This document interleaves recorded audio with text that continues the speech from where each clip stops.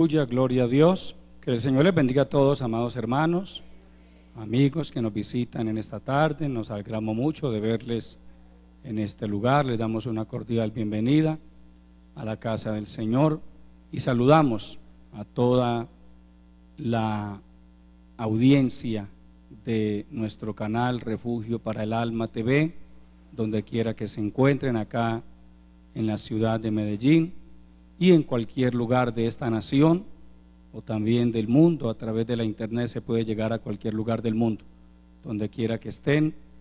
Les saludamos y nos gozamos de saber que están en sintonía del culto a nuestro Dios. Aleluya. Quiero invitarles, amados hermanos y amigos, a estar puestos en pie y a que abran sus Biblias en el libro de los Hechos de los Apóstoles, en el capítulo 12. Aleluya.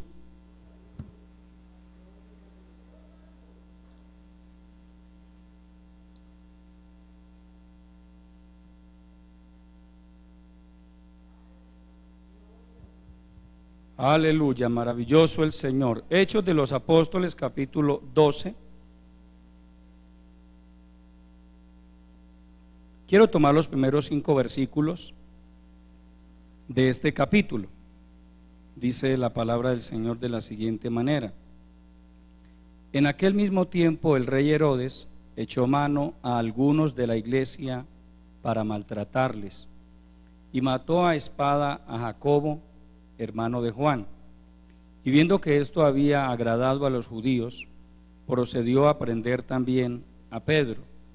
Eran entonces los días de los panes sin levadura, y habiéndole tomado preso, le puso en la cárcel, entregándole a 4 grupos de 4 soldados cada uno, para que le custodiasen, y se proponía sacarle al pueblo después de la Pascua. Así que Pedro estaba custodiado en la cárcel, pero la iglesia hacía sin cesar oración a Dios por él. Oremos. Padre nuestro, que estás en los cielos, continuamos delante de tu bendita presencia, Señor, dándote la honra, la gloria y el reconocimiento que solo a ti pertenecen, Señor, porque tú eres el único Dios verdadero, porque tú eres nuestro Creador, nuestro Salvador. Todo lo que somos, lo somos por tu gracia y por tu bendita misericordia. Padre, te damos gracias por esta oportunidad que nos concedes de estar aquí en tu casa, adorándote, y también, Señor, por la bendición de poder recibir el consejo de tu bendita palabra, esta palabra que es viva y eficaz, esta palabra, Señor, que nos ha conducido al conocimiento de la verdad, por medio de la cual hemos creído en Jesucristo. Bendícenos en esta hora. Habla a cada vida, Señor. Tú conoces la condición espiritual de cada persona. Unge los oídos de este pueblo. Abre el entendimiento de cada persona, Señor, y que tu Santo Espíritu aplique la palabra en lo profundo de cada corazón. Salva las almas, sana a los enfermos, liberta a los oprimidos por el diablo. Úngeme con tu Santo Espíritu, Padre, en el nombre de Jesucristo.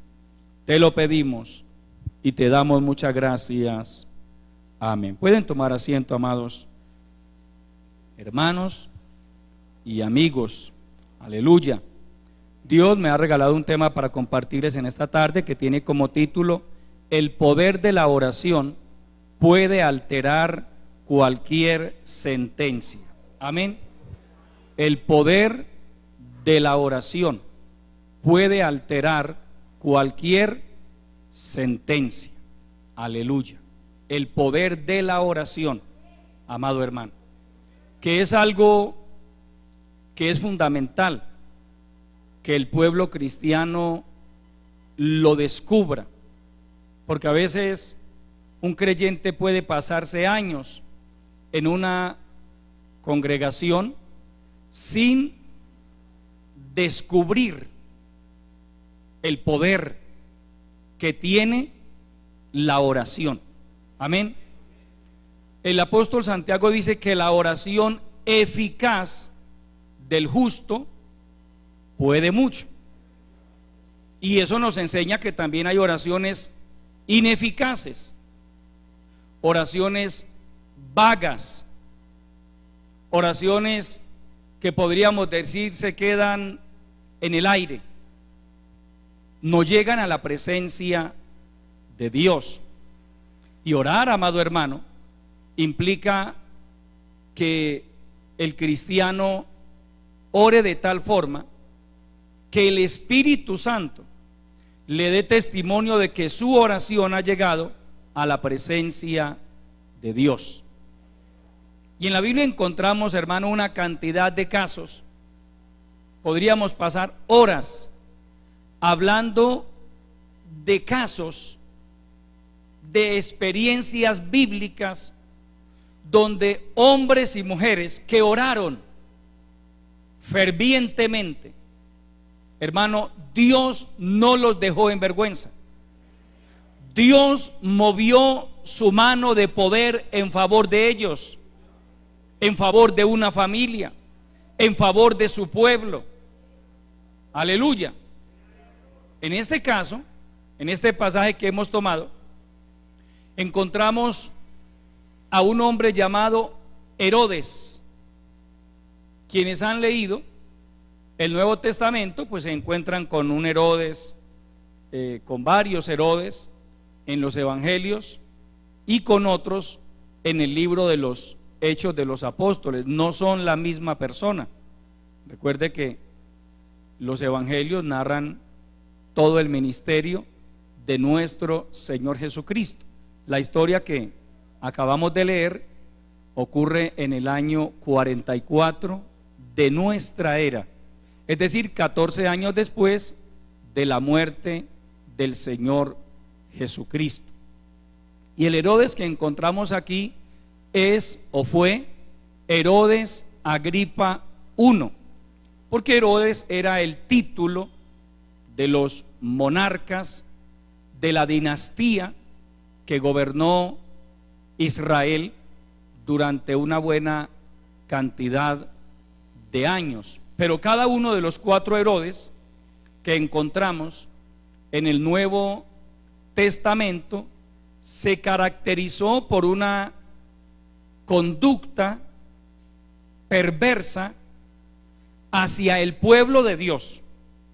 Cada uno de ellos, exceptuando el último que encontramos, que fue un poco más sensible, más benévolo, tanto con la iglesia como con el apóstol Pablo. Pero el primer Herodes que encontramos en la Biblia es Herodes el Grande, un maniático, asesino. La historia dice que él mandó a asesinar a varias de sus propias esposas, mandó a asesinar a sus propios hijos, y como si fuera poco, hizo asesinar a los niños de Belén. Recuerdan, es la historia muy conocida en el Evangelio según San Mateo, que cuando Herodes se da cuenta de que aquellos hombres que habían ido del oriente, aquellos astrólogos que habían ido del oriente a buscar al rey de los judíos que había nacido, pues ellos llegan a Jerusalén, y Jerusalén, dice la palabra, se estremece al oír que había nacido el rey de los judíos, porque hacía varios siglos que los judíos esperaban el nacimiento del Mesías. Y Herodes, un rey tirano, un dictador, pues no quería que naciera otro rey o que se levantara otro rey diferente a su dinastía herodiana.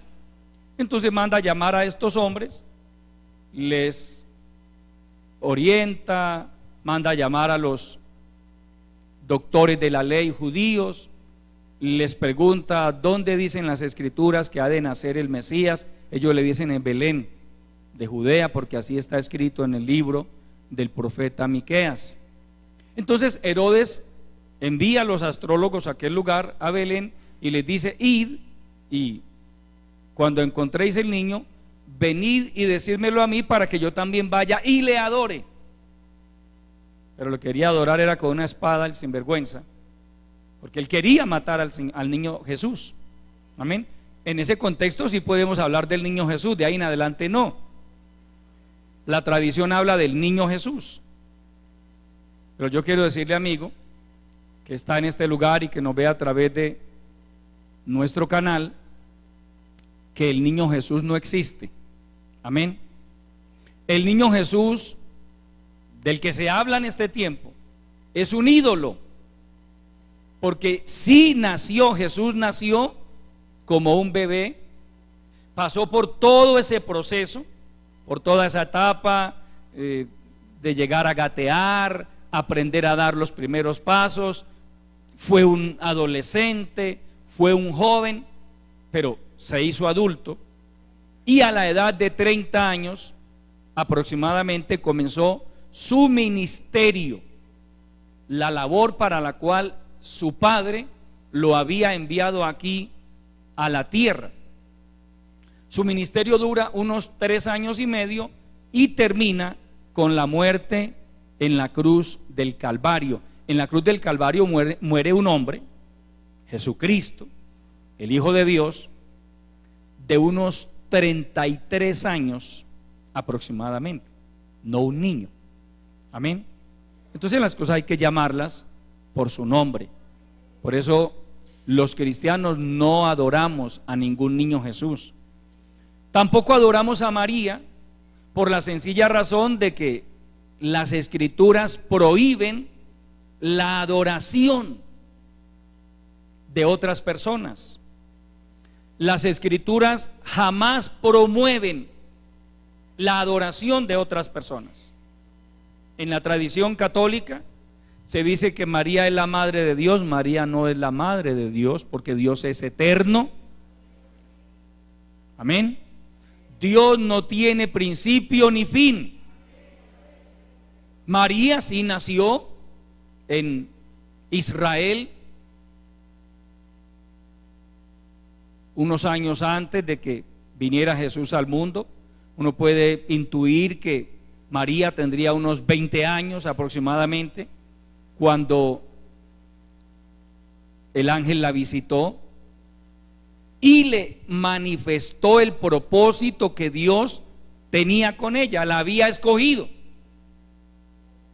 para que a través de ella viniera el Mesías de Israel, el Salvador del mundo, la simiente prometida. Entonces, cuando el ángel le dice esto a María, pues María dice: aquí la sierva del Señor, hágase conmigo conforme a tu palabra. Luego María ora y dice: engrandece mi alma al Señor, y mi espíritu se regocija en Dios mi Salvador.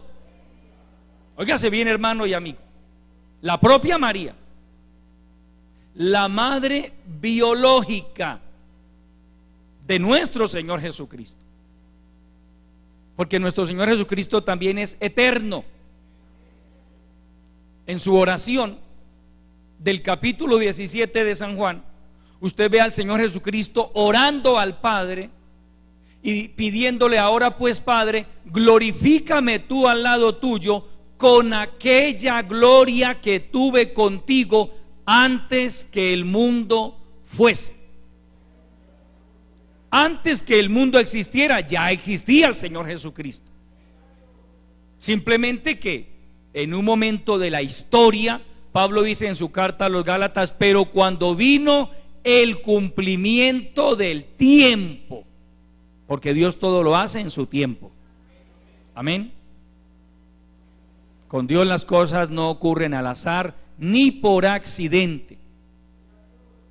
Usted y yo no nacimos en el siglo XVI ni en el siglo XIX. La mayoría aquí nacimos en el siglo XX porque Dios tenía previsto que usted y yo naciéramos en ese tiempo. Otros más jóvenes ya nacieron en este siglo XXI. Pero ¿por qué no nacimos en otro siglo? Porque Dios quiso que usted y yo naciéramos en este siglo. Amén. Y para este tiempo, y para este momento. Que otros tiempos pasados hayan sido mejores o peores, pues vaya y venga. Yo tengo que afrontar mi vida en este tiempo en que Dios me dio la oportunidad de venir al mundo. La pregunta que yo debo hacerme es: ¿para qué Dios me permitió venir al mundo? ¿Y por qué Dios me está llamando? Porque Dios llama. Cristo vino al mundo a buscar a los hombres, a llamar a los hombres a arrepentirse de sus pecados, a que creyeran en el Evangelio. Amén. Entonces, cuando usted, amado hermano y amigo, abre su corazón a la palabra, se da cuenta de que nosotros no somos ni un accidente ni una casualidad en el mundo. Aquí estamos y Dios nos ha guardado, nos ha preservado la vida, porque muchas personas de nuestra edad, hermano, murieron hace muchos años, contemporáneos nuestros, y sin embargo usted y yo, por la misericordia de Dios, estamos vivos.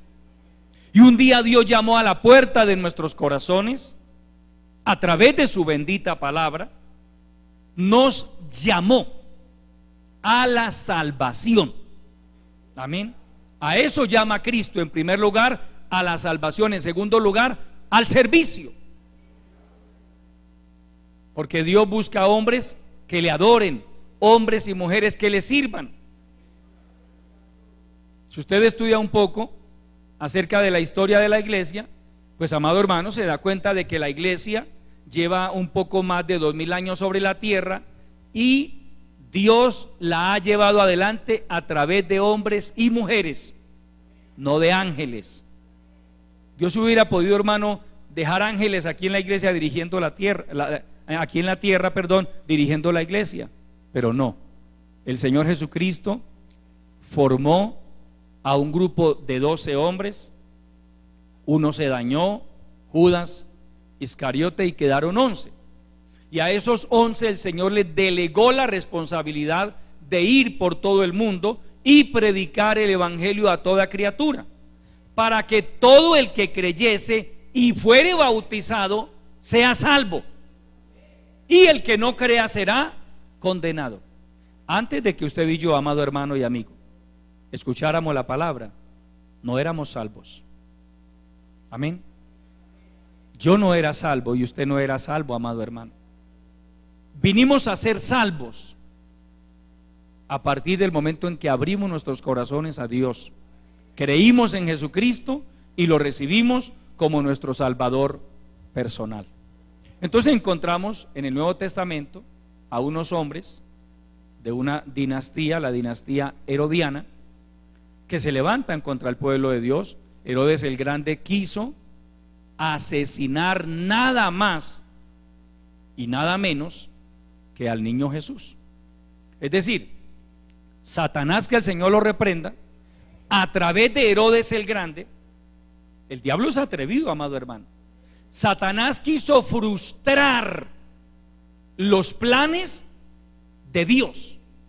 El diablo es tan atrevido, hermano, que él llega a pensar que aún puede, hermano, frustrarle los planes a Dios, al creador del universo. No crean que el diablo no se dio cuenta cuando nació el Mesías.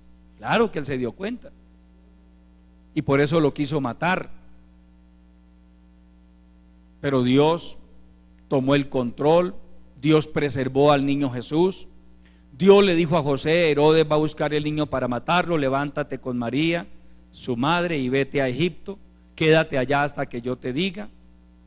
Y José y María estuvieron en Egipto unos meses, porque Herodes muere pocos meses después, Herodes el Grande, pocos meses después de que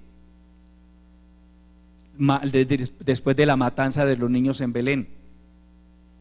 Herodes muere hacia el año 4 antes de la era cristiana. Le sucede en el reino su hijo Aristóbulo, pero también para los efectos legales era llamado Herodes. Y, hermano, este hombre también se caracterizó por su aversión en contra de el pueblo de Dios. Los Herodes matan a Juan el Bautista, juzgan al Señor Jesucristo. Y en este capítulo 12 del libro de los Hechos de los Apóstoles nos encontramos con Herodes Agripa I, nieto de Herodes el Grande, quien en el año 44 de nuestra era se levanta contra la iglesia cristiana.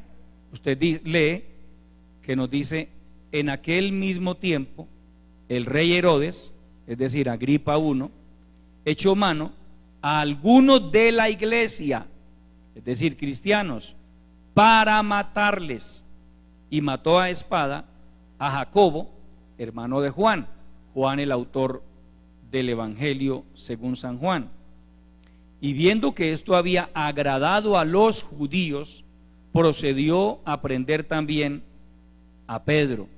Eran entonces los días de los panes sin levadura, es decir, previos a la fiesta de la Pascua. Aleluya. Herodes muere poco después de hacer asesinar a el apóstol Jacobo, y le sucede Agripa II, es decir, su hijo. Este Agripa II es el que usted encuentra en el capítulo 26 de Hechos de los Apóstoles, juzgando al apóstol Pablo. Si usted va a Hechos capítulo 26, al nombre de Cristo, gloria al Señor, aleluya. Hechos capítulo 26, aleluya, gloria a Dios. Vamos a leer desde el verso 24 para tomar la idea completa. Diciendo él, es decir, Pablo, estas cosas en su defensa, Festo a gran voz dijo: estás loco, Pablo, las muchas letras te vuelven loco. Mas él dijo: no estoy loco, excelentísimo Festo, sino que hablo palabras de verdad y de cordura. Pues el rey, es decir, se dirige a Herodes, que también estaba ahí presente, pues el rey sabe estas cosas, delante de quien también hablo con toda confianza, porque no pienso que ignora nada de esto, pues no se ha hecho esto en algún rincón. Ojo a lo que el verso 27, la pregunta que Pablo le hace a Agripa II: ¿crees, oh rey Agripa, a los profetas? Yo sé que crees. Entonces Agripa dijo a Pablo: por poco me persuades a ser cristiano. Amén. Este Agripa II es el que yo les digo que fue un poco más benévolo, porque escuchó a Pablo de alguna manera con respeto, dialogó con él y pues accedió también a la petición que Pablo hizo de apelar ante César, porque los judíos, si usted lee el libro de los Hechos de los Apóstoles, sabe, hermano, que estaban obsesionados con la idea de matar a Pablo. Y aquí en este juicio de Hechos capítulo 26 hay una cantidad de judíos, de líderes judíos, buscando que Agripa II diera la orden de asesinar a Pablo. Entonces, como no se resuelve nada, dice Pablo a César: apelo. ¿Por qué Pablo pudo apelar ante el emperador romano? Porque Pablo tenía ciudadanía romana. Amén. Si Pablo hubiera sido simplemente un judío, él no podía apelar ante César, lo hubieran matado ahí. Pero Dios, que todo lo sabe, amado hermano, Dios tiene la capacidad de adelantársele a la historia. Dios escoge a Saulo de Tarso, quien llega a ser el apóstol Pablo. Y hermano, ¿quién lo creyera? Pablo tenía doble nacionalidad. Era judío de sangre, pero era romano de nacimiento. Había nacido en Tarso de Cilicia, una provincia romana. Y cuando un romano, por ejemplo, usted lee el Nuevo Testamento y se da cuenta de que a un romano, así fuera un criminal, no se le podía azotar si previamente no lo habían sentenciado y condenado. Amén. Usted notará, si ha leído Hechos de los Apóstoles, que en varias ocasiones, hermano, Pablo evitó una golpiza, que lo azotaran con látigos por el hecho de ser ciudadano romano.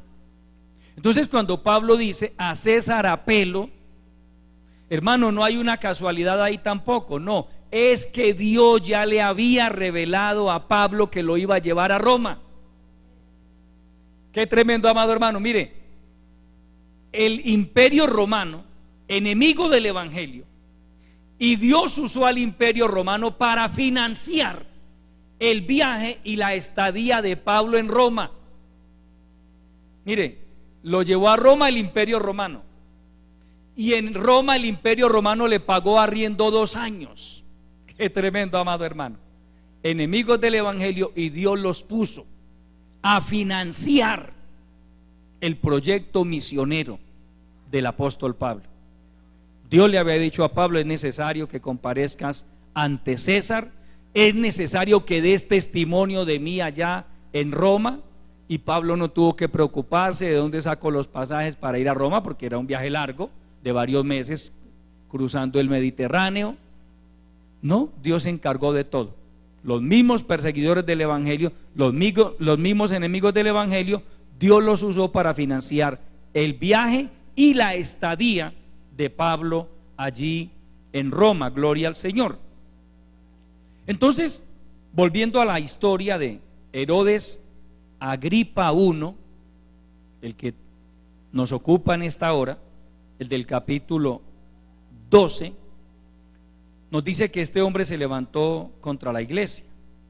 Los primeros 2 versículos dicen, los primeros 3: en aquel mismo tiempo el rey Herodes echó mano a algunos de la iglesia para maltratarles, y mató a espada a Jacobo, hermano de Juan, y viendo que esto había agradado a los judíos, procedió también a prender a Pedro, es decir, a tomarle preso.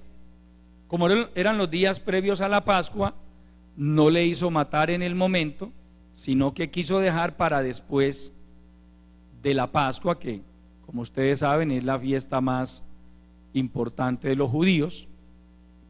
Pero entonces, mientras llegaba el día de su ejecución, a Pedro lo ingresaron a la cárcel.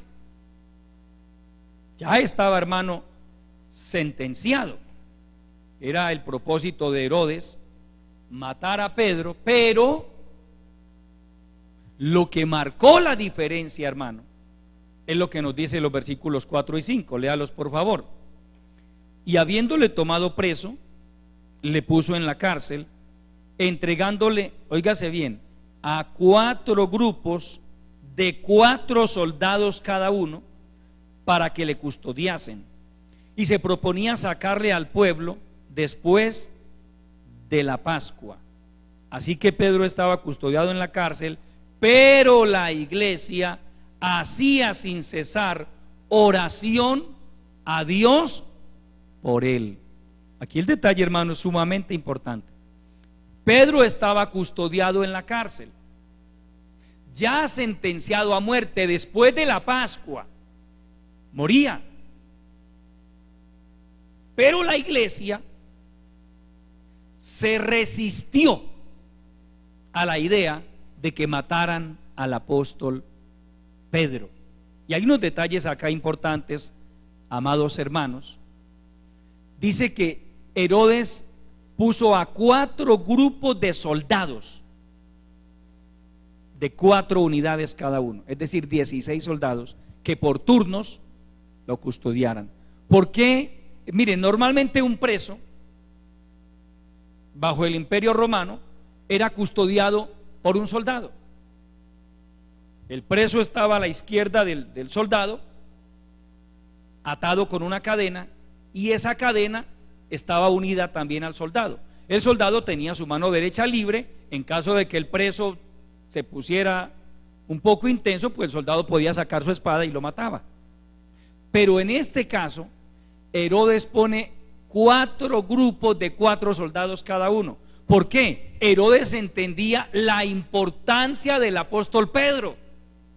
Pedro era la figura más prominente de la iglesia primitiva.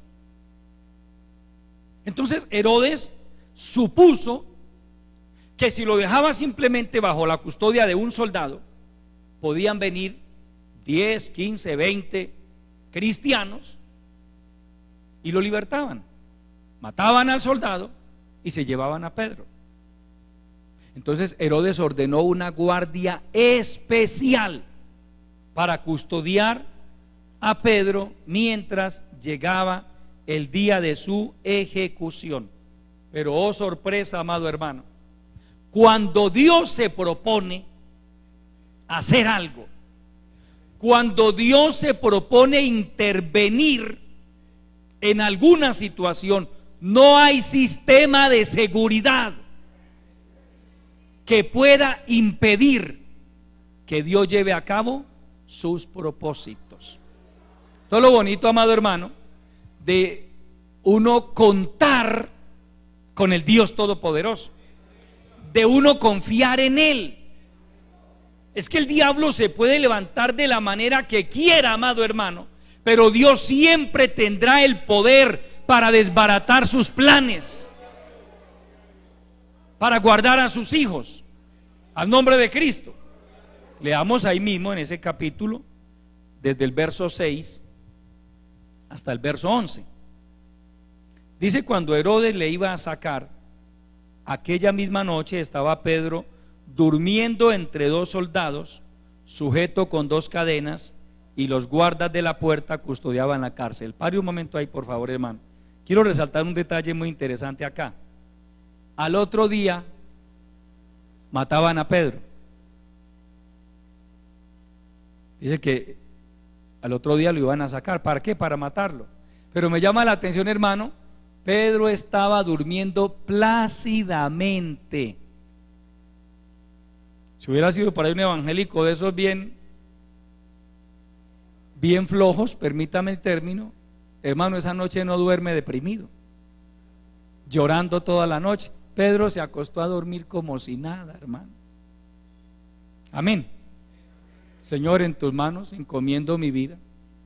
Me imagino a Pedro citando el verso 8 del Salmo capítulo 4: en paz me acostaré y asimismo dormiré, porque solo tú, Jehová, me haces vivir confiado. Mañana me matan si Dios lo permite, y si el Señor quiere que yo siga vivo, pues Dios me va a guardar. Usted puede imaginar a esos soldados, hermanos, mirándolo, y este hombre tan tranquilo. Mañana lo matamos y mírele la frescura. Es que, hermano, la confianza en Dios debe marcar la diferencia, hermano. Otro se hubiera pasado toda la noche llorando. ¿Quién duerme? Pedro estaba durmiendo profundamente, y vamos a mirar por qué le digo que estaba durmiendo profundamente. Vuelva a leer el verso 6. Y cuando Herodes le iba a sacar, aquella misma noche estaba Pedro durmiendo entre 2 soldados, sujeto con 2 cadenas. Oiga, hermano, sujeto a 2 soldados de ambas manos, y los guardas delante de la puerta custodiaban la cárcel. Y he aquí que se presentó un ángel del Señor, y una luz resplandeció en la cárcel, y tocando a Pedro en el costado, le despertó. Pedro estaba dormido. Le despertó diciendo: levántate pronto. Y ocurre el primer milagro, y las cadenas se le cayeron de las manos. Le dijo el ángel: cíñete y átate las sandalias. Y lo hizo así. Y le dijo: envuélvete en tu manto y sígueme. Y saliendo le seguía, pero no sabía que era verdad lo que hacía el ángel, sino que pensaba que veía una visión. Es decir, Pedro como que no había alcanzado a despertar del todo todavía. Él creía que estaba viendo una visión. Verso 10. Habiendo pasado, oígase bien, amado hermano, habiendo pasado la primera y la segunda guardia, llegaron a la puerta de hierro que daba a la ciudad, la cual se les abrió por sí misma. Qué tremendo. Y salidos, pasaron la calle, o una calle, y luego el ángel se apartó de él.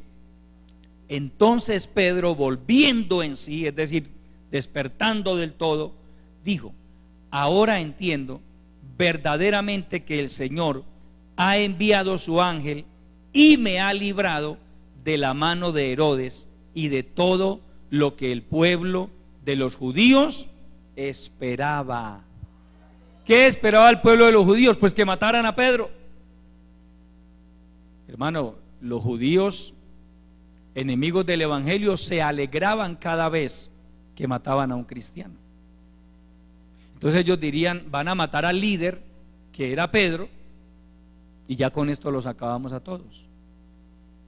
Hermano, no. Nadie se muere en la víspera, dicen por ahí. Usted se va a morir el día que Dios lo permita. No porque otro sinvergüenza por ahí lo llame y lo amenace y le diga que lo va a matar. No, hermano, no. Eso es si Dios lo permite. Uno tiene que tener eso claro, amado hermano. No se deje intimidar, porque el diablo, que el Señor lo reprenda, hermano, él envía a sus emisarios a veces para tratar de intimidar al cristiano. Y le dice: te voy a matar. Si yo le contara a usted cuántas veces el diablo me ha dicho que me va a matar, ya me hubiera muerto del susto hace mucho tiempo. Amén. Pero no, uno, hermano, es que el enemigo, una de las armas del enemigo es el miedo, la intimidación. Pero ahí donde, hermano, el cristiano tiene que marcar la diferencia. ¿A quién le creemos? ¿A Dios? ¿O a lo que diga un brujo? ¿O lo que diga por ahí cualquier criminal? Amén, amado hermano. Sí, hermano, es que en ocasiones personalmente me han llegado a amenazar. Y un día entramos uno de esos aquí al templo y me decía: yo tengo aquí un revólver y si yo quiero le doy a usted, ya le doy. Y yo lo reprendí en el nombre de Jesucristo. Terminamos aquí en el templo, hermano, orando por él. Gloria al Señor. ¿Sí? Finalmente: pastor, entonces ore por mí. Bueno, venga pues, ya que no me va a matar, yo oro por usted. Sí, hermano, es que el diablo, imagínate uno de arrodillado: ay, por favor. No, hermano, no. Y no es orgullo, es que uno tiene que saber en quién ha creído. El salmista dice: el ángel de Jehová acampa alrededor de los que le temen y los defiende.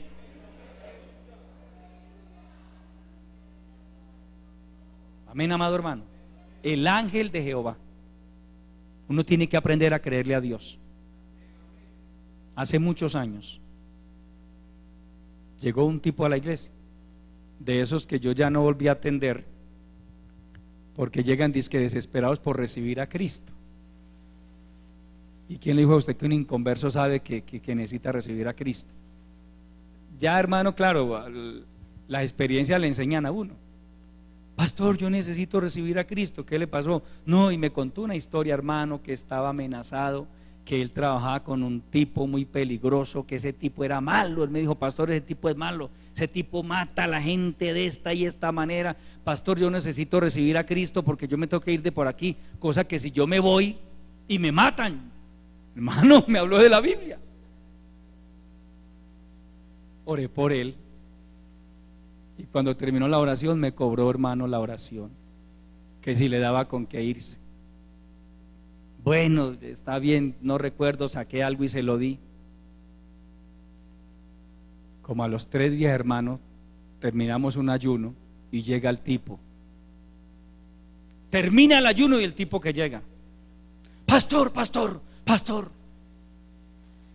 el jefe mío se dio cuenta que usted me ayudó y ese tipo es muy malo yo vengo porque usted me tiene que dar plata para yo irme, porque si no el jefe mío viene y lo mata. Yo le digo, tráigalo, sin vergüenza. Sí, hermano, yo ese día, hermano, temblando con la sí, pero le hablé. Tráigalo, que es que yo no le he hecho nada a él, tráigalo. No, que es muy malo, tráigalo. Salió refunfuñando, hermano, por ahí.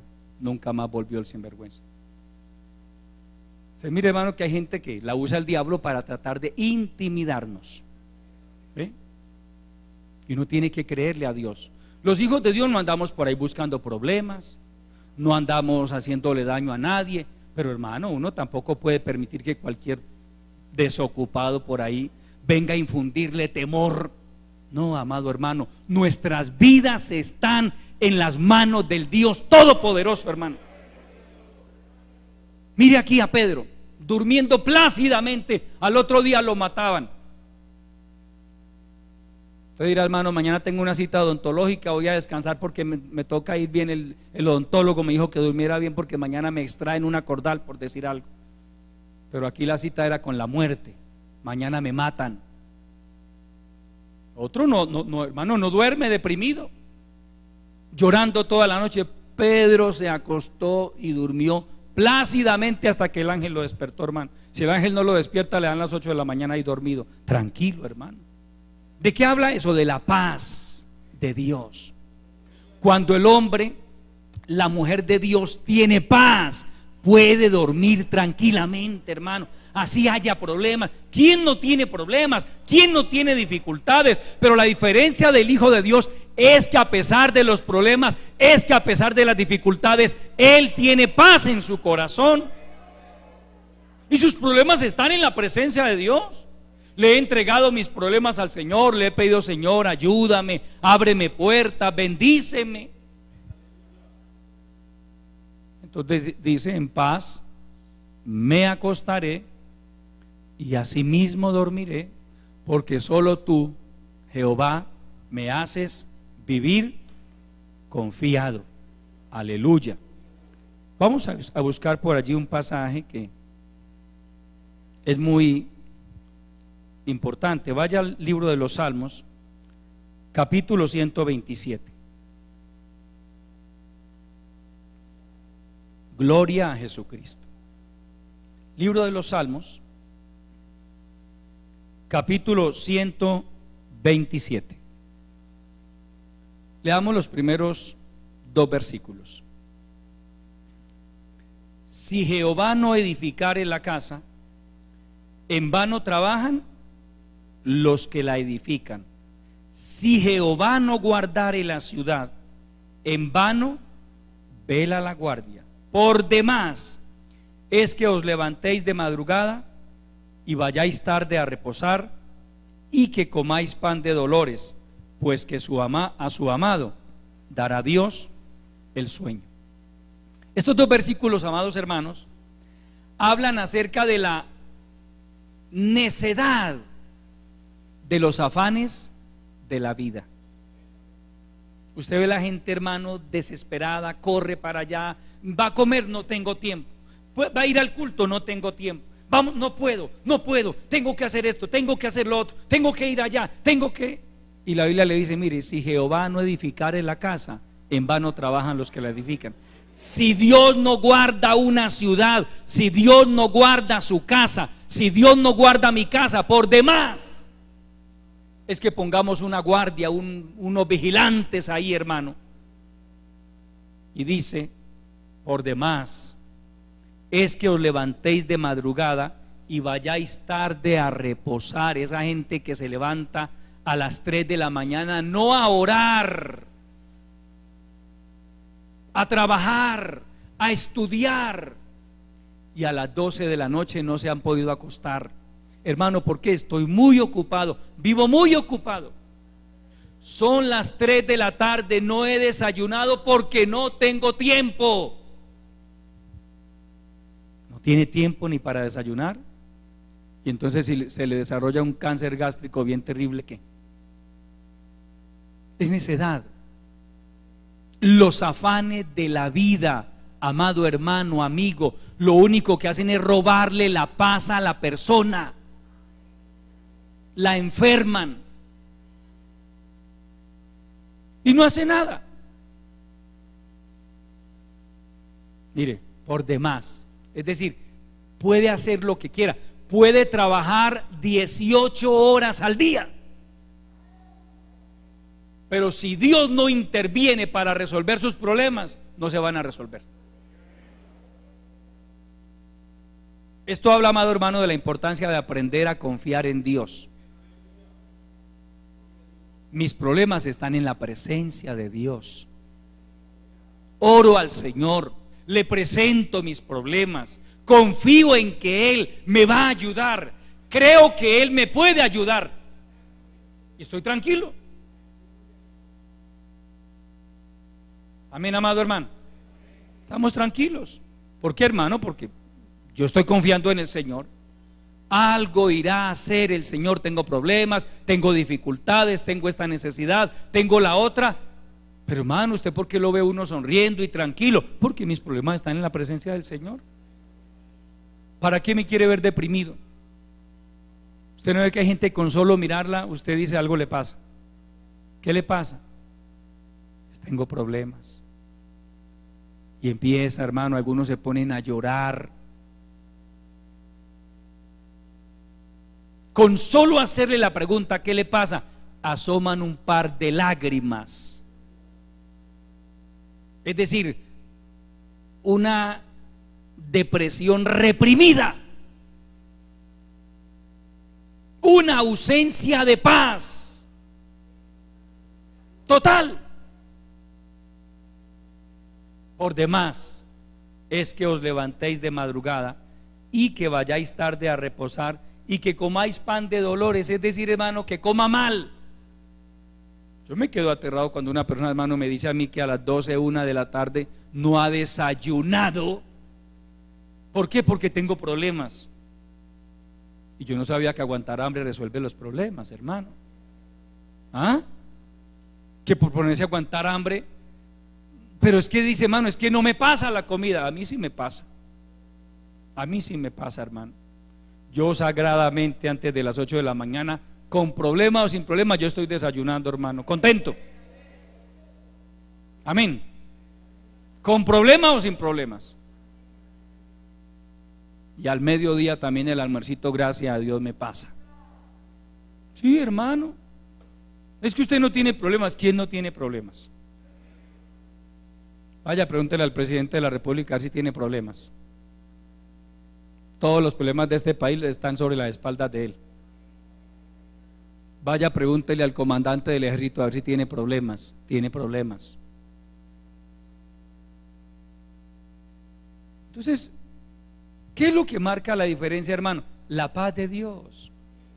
Cuando aprendemos a confiar en el Señor. Mire, la iglesia estaba orando por Pedro y esa oración de la iglesia iba a redundar en dos cosas. En primer lugar, inundó a Pedro de una paz tremenda, lo llevó a dormir plácidamente. Y en segundo lugar, hizo que el trono de Dios se moviera y el ángel fuera enviado por Dios. Recuerde que la Biblia dice, Hebreos dice que los ángeles son espíritus ministradores enviados a favor de los que serán herederos de la salvación. Hermano, yo pregunto, así como Dios envió este ángel a liberar o a libertar a Pedro, ¿no podrá enviar un ángel en cualquier momento y guardarnos a nosotros y defendernos a nosotros y librarnos a nosotros de cualquier peligro? Claro que sí, amado hermano, Dios lo hace. Y aquí dice, por demás es que os levantéis de madrugada y vayáis tarde a reposar y que comáis pan de dolores, pues que a su amado dará Dios el sueño. Hay una versión que traduce que mientras el Hijo de Dios duerme, Dios se encarga de resolver sus problemas. Qué bueno es Dios, amado hermano. Qué bueno confiar en el Señor. Mire, contra Pedro había una sentencia, la pena de muerte. ¿Qué marcó la diferencia? La oración. Recuerda que la Biblia habla, amado hermano, de la importancia de orar los unos por los otros. Yo no sé qué problemas tenga usted, pero yo oro por sus problemas. Amén. Yo le digo, Señor, sé propicio a los problemas que tengan mis hermanos, a sus dificultades. Y por allí hay otro hermano, Señor, ten misericordia de mis hermanos, ayúdales. Y por allí hay una hermana, Señor, ayúdales a mis hermanos. Tú conoces los problemas, las dificultades por las que están atravesando. Esa oración del pueblo, los unos por los otros, amado hermano, eso resulta en nuestra liberación, eso resulta en nuestra bendición. Orar los unos por los otros es bíblico, amado hermano. No sea egoísta, aprenda a orar por sus hermanos, que sus hermanos oramos por usted también. Pablo dice en su carta a los Gálatas: sobrellevad los unos las cargas de los otros. Yo no puedo decir que a mí no me importan los problemas de mi hermano o de mi hermana, no, deben importarme, porque bíblicamente hablando la iglesia es un cuerpo. Y Pablo, usando la analogía del cuerpo, dice: cuando un miembro del cuerpo está enfermo, los demás miembros se duelen con él. Amén. Cuando usted tiene un pie enfermo, una mano, etcétera, el resto del cuerpo activa todo el sistema, hermano, de defensas para concentrarse en el problema que hay en esa parte del cuerpo. Entonces Pablo, repito, usando esa analogía del cuerpo, dice: nosotros somos un cuerpo, aunque somos muchos miembros, pero somos un cuerpo, miembros todos de ese cuerpo que es la iglesia de Cristo, cuyo capitán es nuestro Salvador. Entonces el buen cristiano ora por sus hermanos. Yo no tengo que saber los problemas de cada uno de ustedes, pero oro por los problemas que pueda tener, oro por las dificultades que pueda tener, oro por los enfermos. Sé que mi hermana fulana de tal está enferma, que mi hermano está enfermo, pues oro por ellos con nombre propio, pero por los demás: Señor, sana a los enfermos. ¿Faltarán enfermos en la iglesia? No, oramos por los enfermos. Pedro estaba custodiado en la cárcel, pero la iglesia hacía oración a Dios sin cesar. La iglesia se metió en vigilia esa noche, amado hermano, clamando, rogando, intercediendo. Entonces vimos la manera como sobrenatural, hermano, como llega el ángel, las cadenas se le caen a Pedro, ojo, ¿y dónde estaban los guardias? ¿Qué pasó con los guardias? Hermano, Dios los privó, quedaron paralizados. Los guardias no, hermano, mire, si a Dios le toca, Él nos hace a usted y a mí invisibles ante un ejército enemigo, ante un ladrón, ante un atracador, ante un violador, querida dama. Si Dios quiere, la hace a usted invisible ante cualquier perverso que quiera hacerle daño. La hace invisible. Pasa usted por el lado de él y no la ven. Los guardias, hermano, no vieron, mire, no sintieron cuando a Pedro se le cayeron las cadenas. Y Pedro estaba atado a dos guardias. Un guardia acá, atado de cadenas. No sintieron.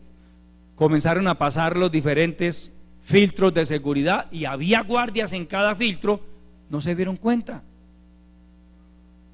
Y en la puerta principal también habían guardias, la puerta se abrió, los guardias ni siquiera se dieron cuenta, la puerta se abrió por sí misma. ¿Sí ve lo que es el poder de Dios, amado hermano?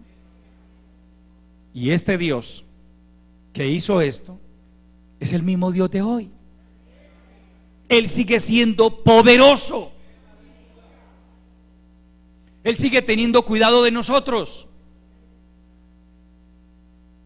Pero yo noto en Pedro una confianza, hermano, y noto en la iglesia una diligencia, una dependencia de Dios. Vamos a orar por nuestro hermano. Está en problemas, vamos a orar por él. Nunca vaya a decir en su corazón: yo sé que el hermano fulano tiene problemas, pero a mí no me importa eso. No vaya a decir eso en su corazón, hermano, que Dios se lo contaría como pecado. Es más, a muchos hermanos y hermanas Dios les revela a través de sueños, de visiones, que determinado hermano de la congregación tiene problemas, o que sobre su vida viene un ataque de las tinieblas tremendo. ¿Para qué cree, amado hermano, amada hermana, que Dios le muestra eso? Para que ore. Amén. Para que usted se eche la carga de ese hermano, la carga de esa hermana sobre sus hombros. Dios poniéndole carga. Señor, ten misericordia de mi hermano, mira la situación por la que está pasando, ayúdale. Señor, reprendo la obra del diablo en contra de su vida, en contra de su hogar. Ten misericordia de mi hermano. La oración eficaz del justo puede mucho. Pedro estaba sentenciado a muerte, pero a través de la oración de la iglesia, hermano, esa sentencia se cayó. Al nombre de Cristo. Aleluya.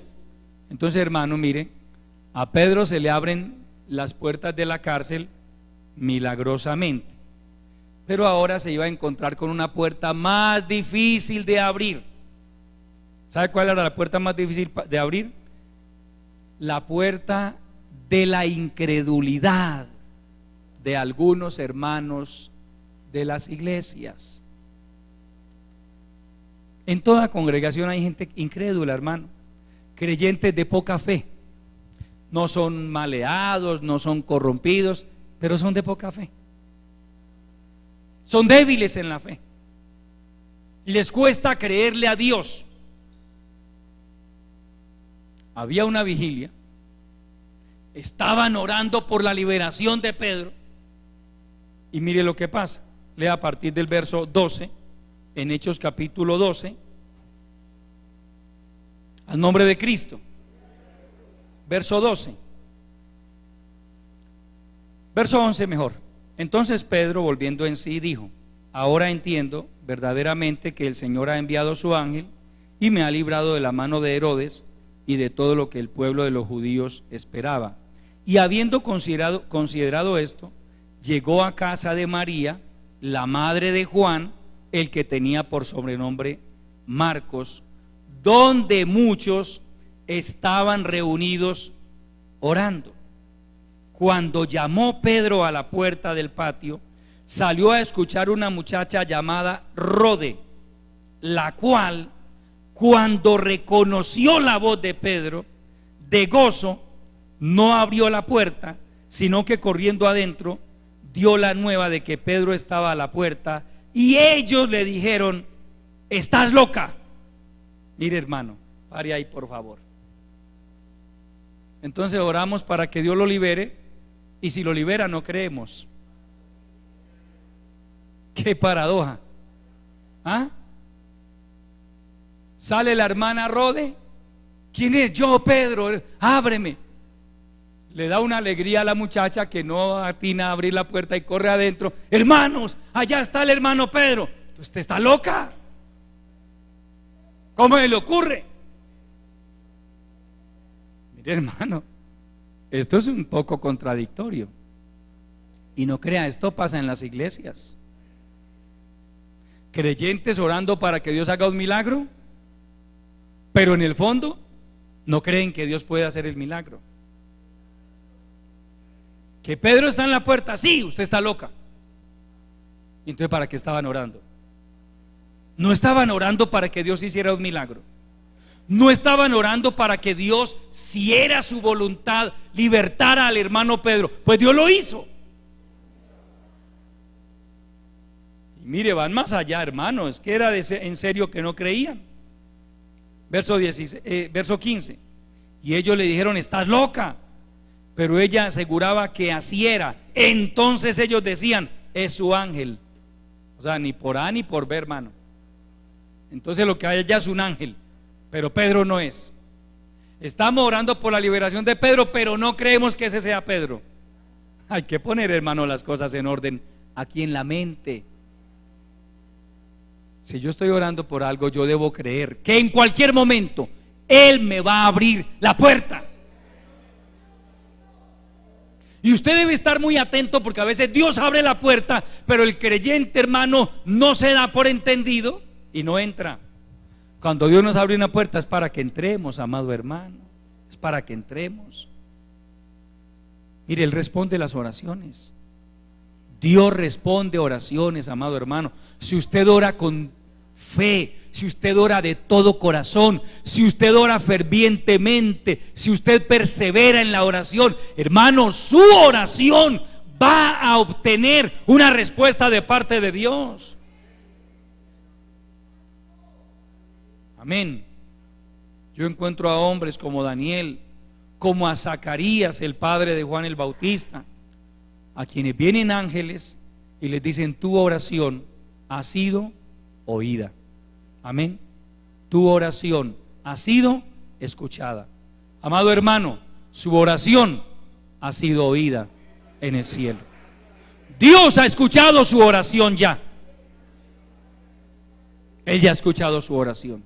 Es más, la respuesta viene en camino. ¿Usted lo cree? Créalo, hermano. Y si no, ¿para qué ora? El Señor Jesucristo dice: y orando, creed que recibiréis lo que pedís. Crea. Permítame utilizar esta frase, hermano: no ore por si las moscas. No, hermano, así no es con el Señor. Hermano, voy a orar por si las moscas. No piense de esa manera.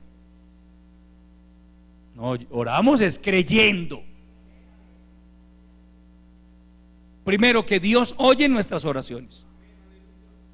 Si usted está bien con Dios, amado hermano, si su conciencia le dice que usted está bien con el Señor, ore con la certeza de que Él le escucha.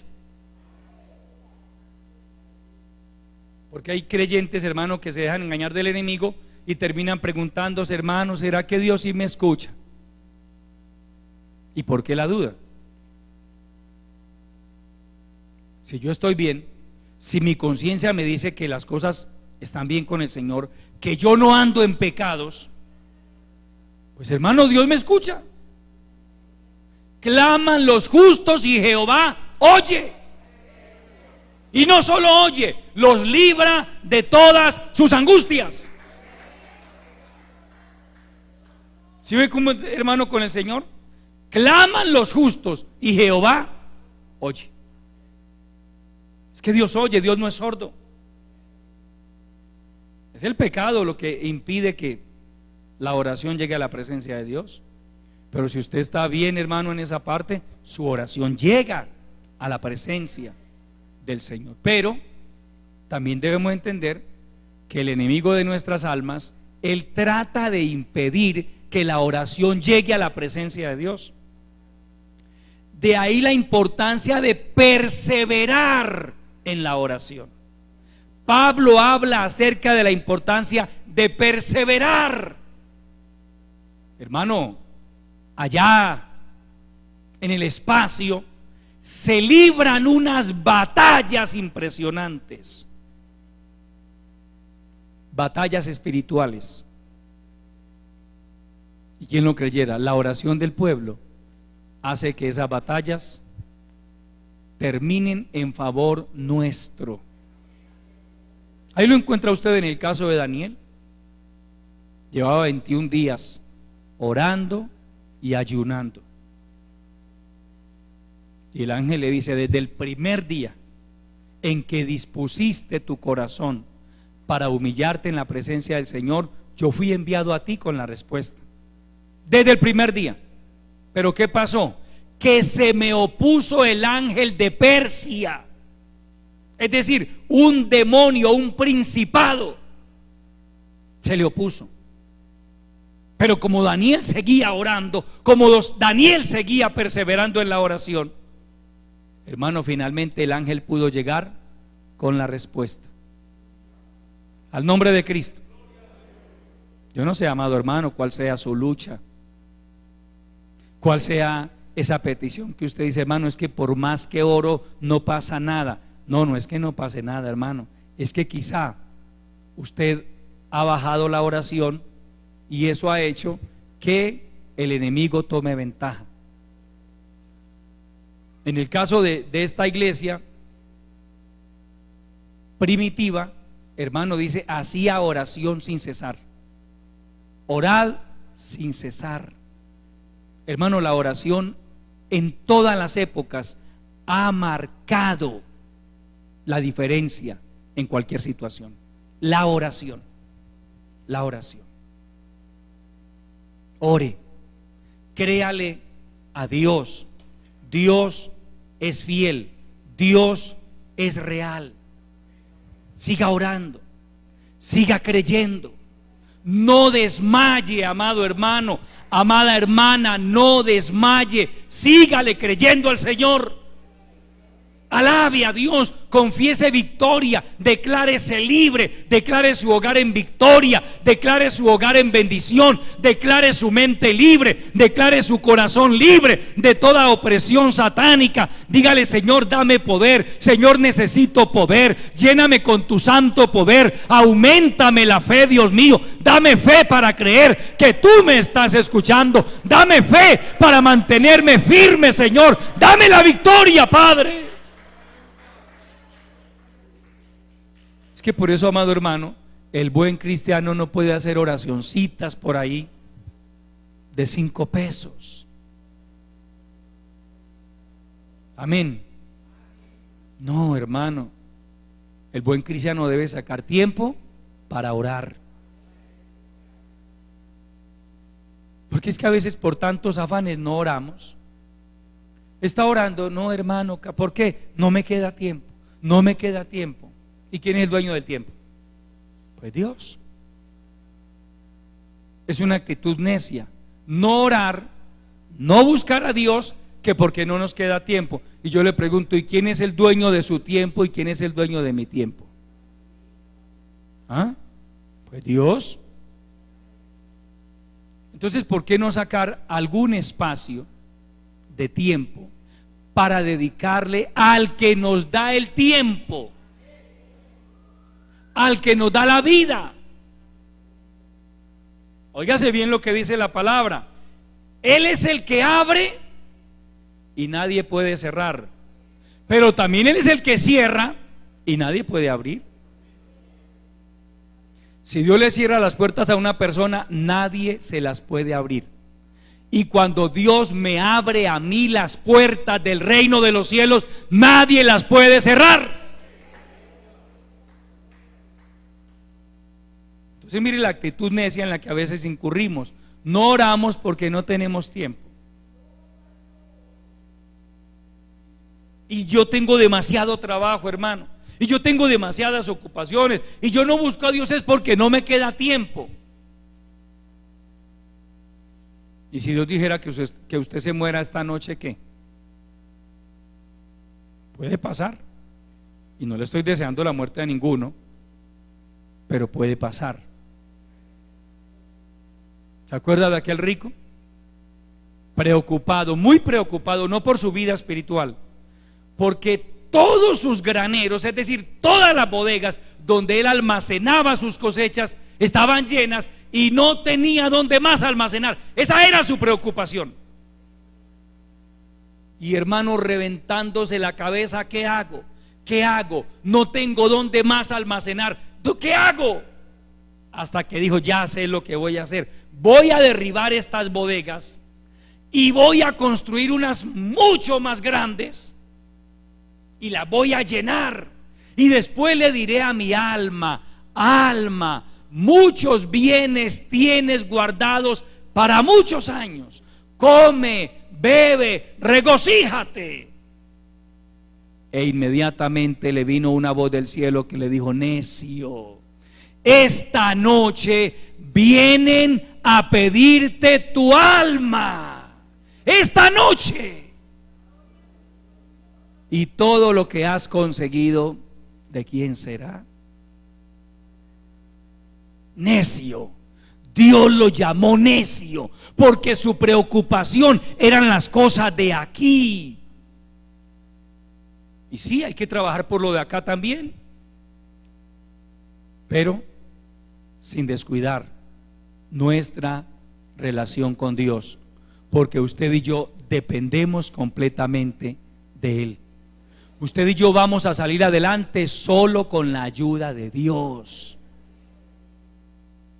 Amén. Amado hermano, mire, el Señor se va a encargar de abrirle puertas. El Señor se va a encargar de darle la victoria en esos problemas, en esas dificultades por las que hoy usted se encuentra atravesando. ¿Sabe qué desea el Señor?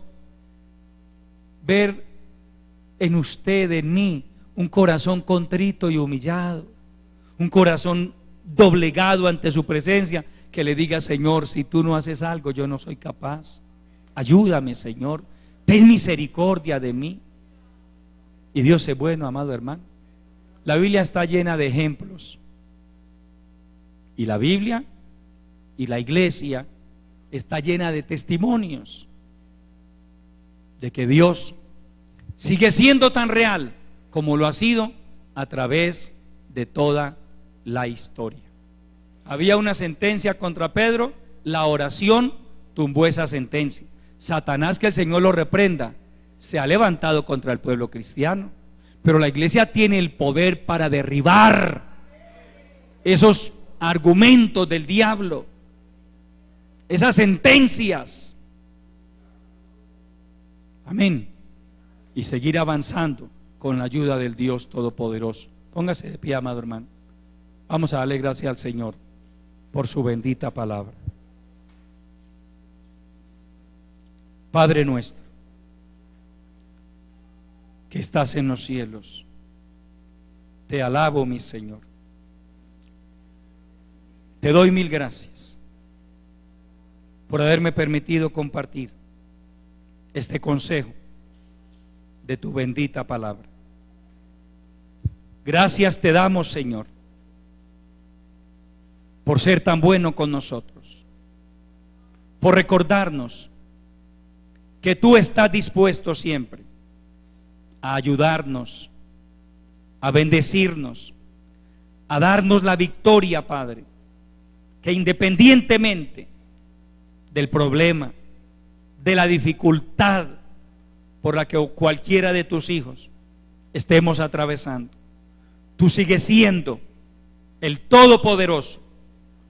Tú sigues teniendo los recursos necesarios, Señor, para darnos la victoria. Padre, glorifica esta palabra, Señor. Danos amor por la oración. Enséñanos a cada uno de tus hijos a explotar el recurso poderoso de la oración, Señor. Ayúdanos a entender que la clave de nuestras victorias está en el secreto contigo, está en la oración. Ayúdanos a desarrollar una vida de oración, Señor. Ayúdanos a ser hombres y mujeres de altar, Padre, que podamos ver tu gloria, que en la medida que, Señor, aprendamos a estar en el secreto contigo, tú nos permitas ver tu gloria. Glorifica esta palabra en cada vida, Señor. Que esta palabra no vuelva vacía a ti, sino que haga la obra para la cual tú la has enviado. En el nombre maravilloso de Jesucristo, Señor, te lo pedimos y te damos muchas gracias. Amén. Aleluya. Bien, amados hermanos, el día martes culto de oración 6:30 de la tarde, y el día jueves también nuestro culto a las 6:30 p.m. Dios les bendiga a todos, Dios les guarde. Vamos a orar. Somos